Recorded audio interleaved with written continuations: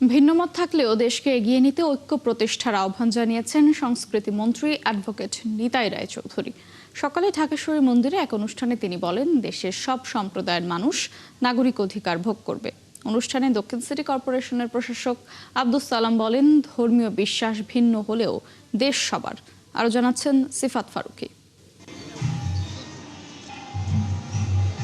জাতীয় পতাকা উত্তোলন ও পায়রা অবমুক্তির মধ্য দিয়ে ঢাকেশ্বরী মন্দিরে মহানগর পরিবার দিবস 2026 উদ্বোধন করেন ঢাকা দক্ষিণ সিটি কর্পোরেশনের প্রশাসক আব্দুস সালাম।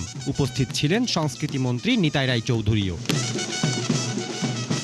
অনুষ্ঠানে মন্দিরের বেদখল জমি উদ্ধারে পাশে থাকার আশ্বাস দেন ঢাকা 7 আসনের সংসদ সদস্য।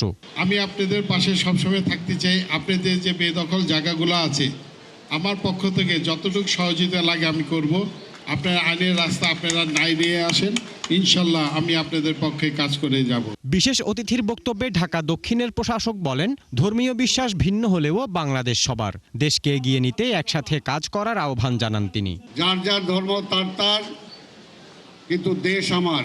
আমরা বিশ্বাস করি বাংলাদেশে হিন্দু, মুসলিম, বৌদ্ধ, খ্রিস্টান আমরা সবাই মিলে একটা পরিবার। ধর্ম দিয়ে অন্তত আমাদেরকে কখনো আলাদা করা যাবে না। অনুষ্ঠানে সংস্কৃতি মন্ত্রী বলেন, সংবিধান অনুযায়ী বাংলাদেশে সব সম্প্রদায়ের মানুষ নাগরিক অধিকার ভোগ করবে।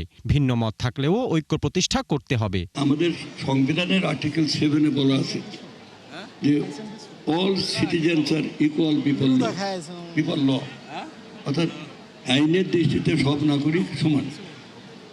Right to life, right two property, right two religious, মানে সব কিছু দিক দিয়ে তারা সমান অধিকারের অধিকারী। অ্যাডভোকেট সুপ্রিম কোর্টের সবাই জানেন সেটা।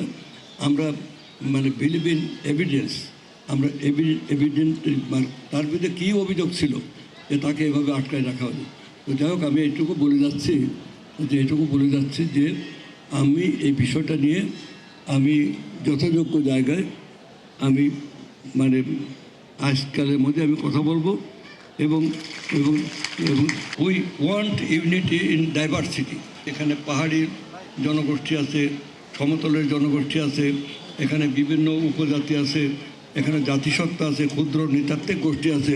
ইসকন নেতা চিন্ময় কৃষ্ণ প্রভুকে মুক্তির বিষয়ে শিগগিরই ব্যবস্থা নেওয়ার আশ্বাস দেন তিনি। চিন্ময় দাস ব্রহ্মচারী, তিনি তার মুক্তি যাতে সুগম হয়, দ্রুততম সময়ের মধ্যে হয়, আমি সে কথা আপনাদের বলে গেলাম।